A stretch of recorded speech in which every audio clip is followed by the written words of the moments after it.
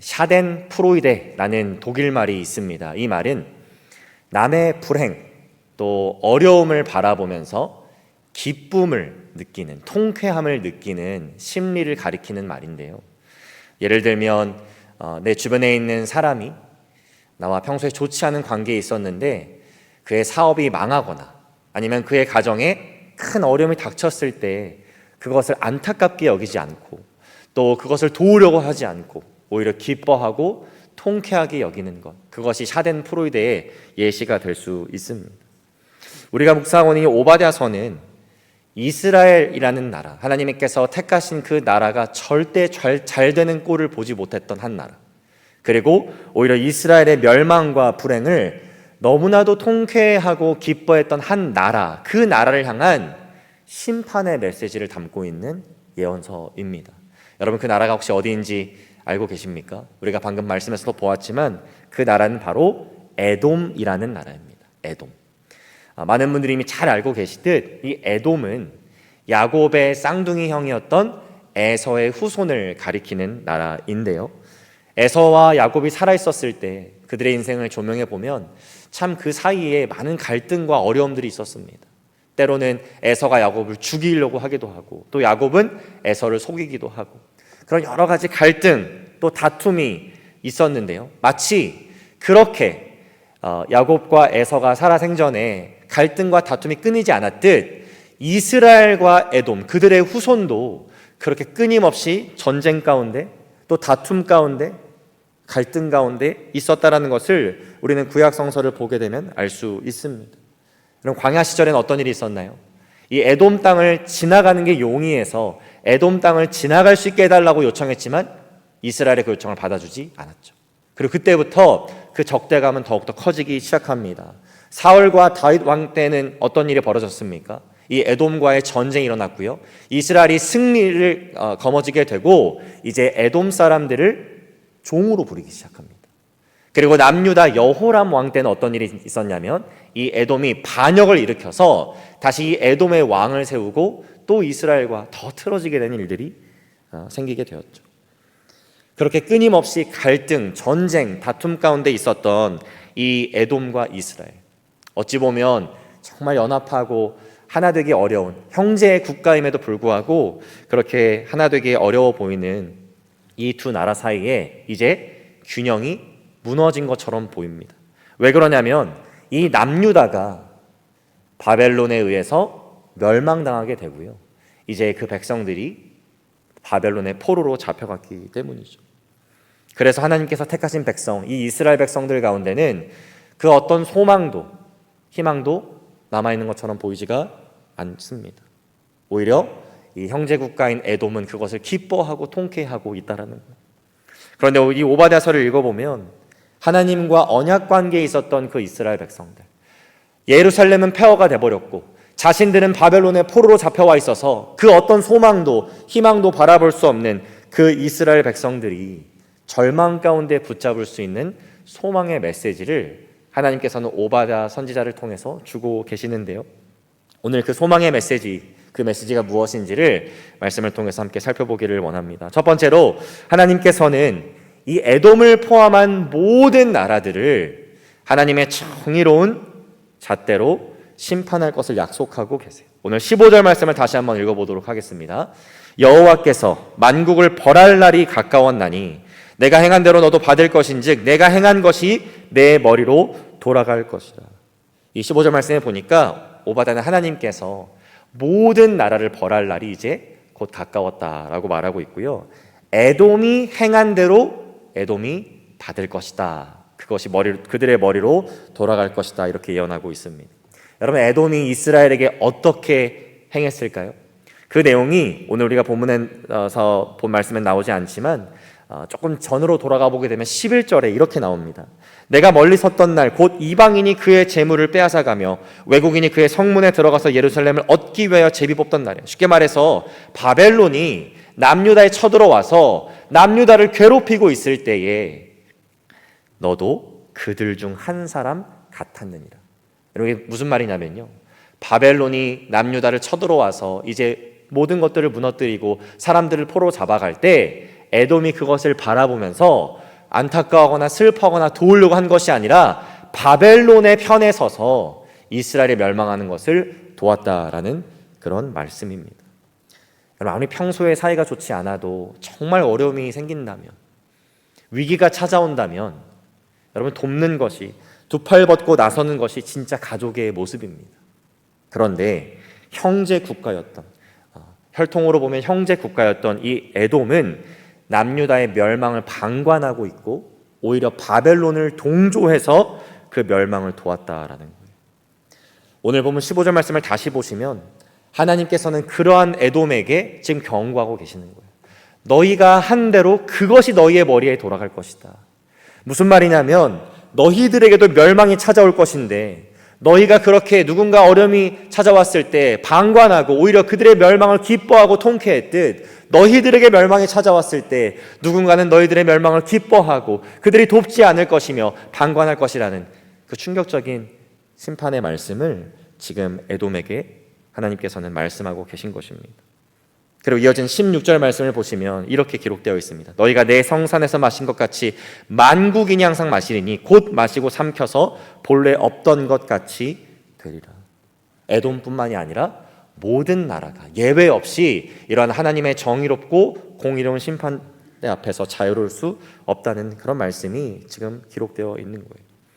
우리는 우리의 감정 또는 상황에 따라서 누군가 어려움을 겪고 있을 때, 특별히 나와 조금 불편하거나 안 좋은 감정에 있는 사람들이 그런 어려움을 겪고 있을 때 그것을 통쾌히 여기고 기뻐하는 것을 정당하게 생각할 때가 있다는 것입니다.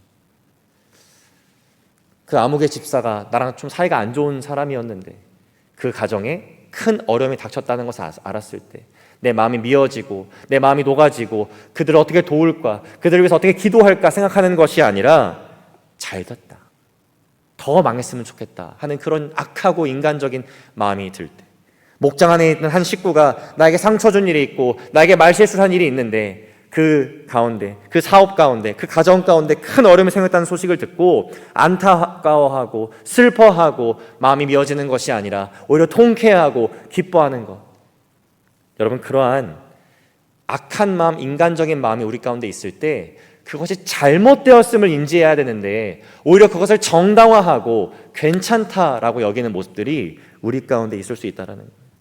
하지만 하나님께서는 오늘 말씀을 통해서 우리에게 분명하게 알려주고 계십니다. 모든 사람은 그 행한 대로 심판을 받게 될 것이고 행한 대로 그 머리에 돌아가게 될 것이다. 다시 말해서 형제의 어려움과 위기를 방관하고 오히려 우리가 그것들을 기뻐한다면 우리도 그러한 어려움과 위기가 찾아왔을 때 같은 결과, 같은 결말을 맞이하게 된다는 말씀입니다. 한번 생각해 보시죠. 방금 우리가 읽은 이 말씀들이 이스라엘 백성들의 입장에서 생각해 보았을 때 얼마나 큰 소망과 위로의 말씀이 되었을까요? 형제 국가인데 우리의 멸망을 바라보면서 기뻐하고 행복해했던 그 에돔, 그런데 그 에돔에게 복수할 수 있는 힘이 있습니까? 없습니까? 없습니다. 포로로 잡혀와 있어요. 그리고 또 예루살렘을 폐허로 만들고 우리를 포로로 잡혀온 이 바벨론을 맞서 싸워 대항하여서 다시 이스라엘을 재건할 힘이 이스라엘에게 있습니까? 없습니까? 없습니다. 아무런 힘이 없고 아무런 소망도 희망도 가질 수 없는 이스라엘 백성들이었다라는 거예요. 그런데 지금 하나님께서는 뭐라고 말씀하고 계십니까? 나의 백성들의 억울함, 어려움, 위기를 기뻐하고 통쾌한 자들, 그러한 자들을 내가 심판할 것이다.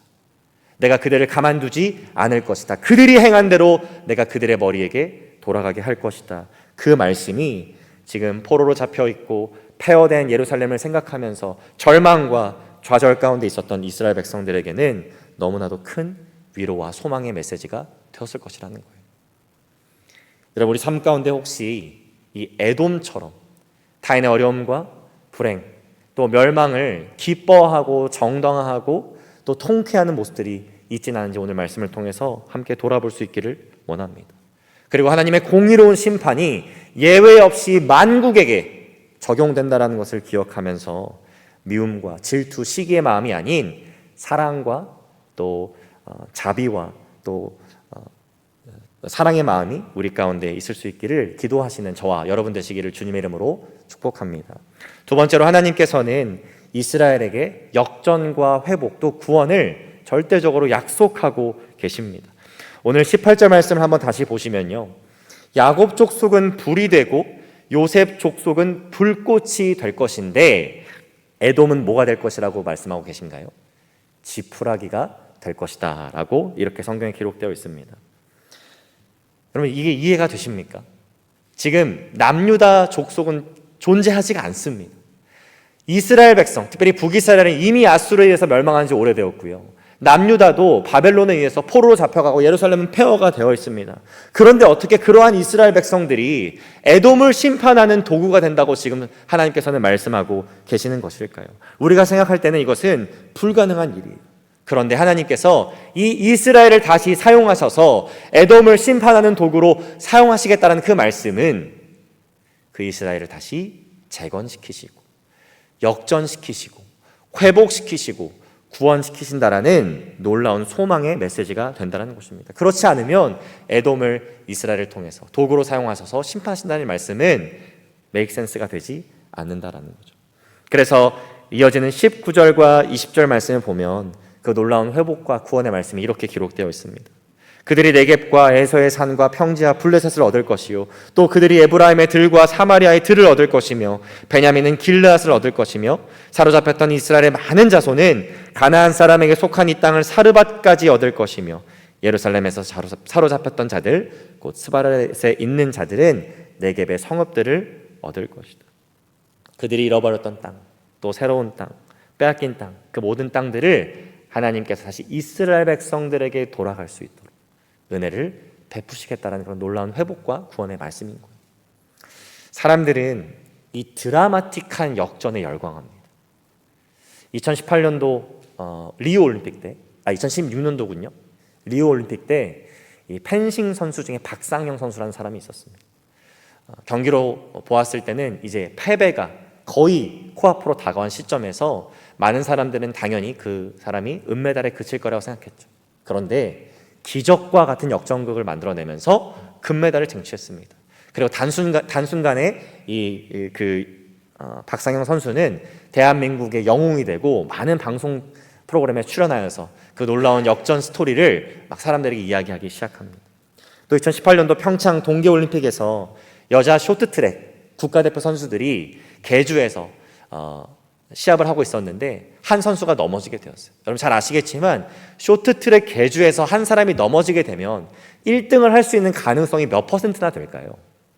사실상 그런 가능성은 존재하지 않습니다. 그런데 대한민국 선수들이 놀랍게 엄청난 속도로 질주하면서 결국 결승전에 진출하게 된 거예요. 사람들은 그걸 보고 열광하고 소리를 지르며 환호하기 시작했습니다. 또 얼마 전에 2022년도에 월드컵 기간에 여러분 포르투갈과 경기에서 한국이 16강을 진출할 수 있는지 없는지를 놓고 경기를 하는데 2대1로 역전승을 하게 되고 극적으로 16강에 진출하게 됐습니다. 대한민국은 뒤집어졌고 여기 해외에서 그 경기를 보는 사람들도 우리들도 다 난리가 나고 자리에서 벌떡 일어나서 응원하고 소리를 지를 그런 기억이 여러분 다 있으실 거예요. 여러분 그러한 역전들 우리가 보았을 때 너무나도 짜릿하고 또 흥분되고 기쁜 역전극이죠. 그런데 그러한 것과는 비교할 수 없는 우리의 생과 사가 걸려있는 놀라운 역전이 있는데 바로 이스라엘 백성들에게 또 우리에게 주시는 하나님께서 허락하신 역전이라는 것입니다.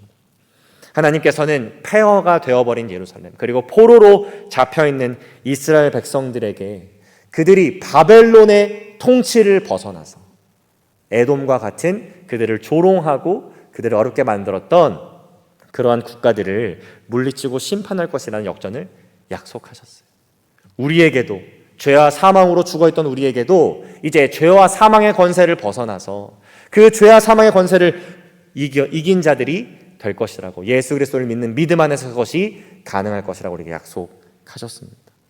그리고 이스라엘 백성들에게 그들이 잃어버렸던 땅을 허락하시고 모든 것들을 회복시키시겠다라는 그 약속을 주셨듯이 우리에게도 예수 그리스도를 통해서 하나님의 나라에 거할 수 있는 권세를 주시겠다고 하나님께서는 약속하셨어요. 이것이 폐허가 된 예루살렘, 포로로 잡혀있는 이스라엘 백성들에게 주시는, 또 오늘날까지 우리에게 주시는 놀라운 구원과 소망 역전의 말씀인 것입니다. 오늘 말씀을 정리하면서 먼저는 우리들의 믿음을 한번 돌아보았으면 좋겠습니다. 에돔과 같이 우리도 조금 불편한 관계에 있다고 해서, 불미스러운 일이 과거에 있었다 그래서 사랑의 마음과 자비의 마음으로 그 상대를 바라보는 것이 아니라, 그 상대가 조금만 어려워지면, 문제가 닥치고 위기가 닥치면 그것을 통쾌하고 기쁘게 여기는 그런 악하고 연약한 인간의 모습이 있지는 않았는지, 만약 그러한 모습이 저와 여러분 가운데 있다면 오늘 이 아침 기도하는 가운데 하나님 앞에 겸허히 회개하고 하나님 앞에 사랑과 또 자비와 용서의 마음을 허락해 달라고 기도하실 수 있는 저와 여러분 되시기를 주님의 이름으로 축복합니다. 또한 여러분 삶 가운데 마치 폐허가 된 예루살렘을 바라보면서 절망과 좌절 가운데 있었던 이스라엘 백성들과 같은 마음이 있으시다면, 내 삶에 더 이상 아무것도 남아있지 않고 그 어떤 것도 바라볼 수 없다라는 그런 좌절 가운데 있으시다면, 하나님의 백성들을 포기하지 않으시고 역전과 구원과 소망의 메시지를 예수 그리스도를 통해 주신 하나님을 바라보면서 이 세상이 절대로 줄 수 없는 소망과 기쁨, 희망을 경험하며 살아가시는 저와 여러분들이 되시기를 주님의 이름으로 축복합니다. 다 함께 기도하겠습니다. 사랑의 주님, 감사합니다. 때로는 우리의 약함과 연약함으로 인하여서 예수님의 사랑의 마음이 아닌 미움과 질투, 시기의 마음, 다른 사람들의 어려움과 또 멸망의 감을 정당화하며 기쁘게 여기고 통쾌해하는 그런 모습들이 우리 가운데 있음을 겸허히 고백합니다. 이 시간 주님 앞에 겸허하게 우리의 그러한 모습들을 내려놓고 회개합니다. 우리의 마음 가운데 예수 그리스도의 놀라운 사랑과 겸손의 마음을 허락하여 주셔서 나와 불미스러운 사건, 또 불편한 관계에 있는 사람이라고 할지라도 예수 그리스도의 사랑으로 그들을 대할 수 있는 믿음을 허락하여 주시고, 에돔과 같은 모습이 아니라 예수 그리스도의 모습으로 우리가 이 땅 가운데 살아갈 수 있는 애를 허락하여 주옵소서. 또한 우리 삶 가운데 그 어떤 소망과 희망도 보이지 않아서 좌절하고 또 절망하는 우리들의 삶의 시기들이 있음을 고백합니다. 하나님, 그럴 때 이 세상이 절대로 줄 수 없는 하나님께서 허락하시는 그 평안을 붙잡을 수 있는 은혜를 허락하여 주시고, 결국 하나님의 백성을 하나님께서 포기하지 않으시며 그들의 억울함을 풀어주시며 그들을 대신하여 복수하실 것이라는 그 진리를 붙잡고 세상이 줄 수 없는 평안과 또 소망과 기쁨을 경험하며 살아가는 우리 모두가 되게 하여 주옵소서. 감사드리며 예수 그리스도의 이름으로 기도합니다.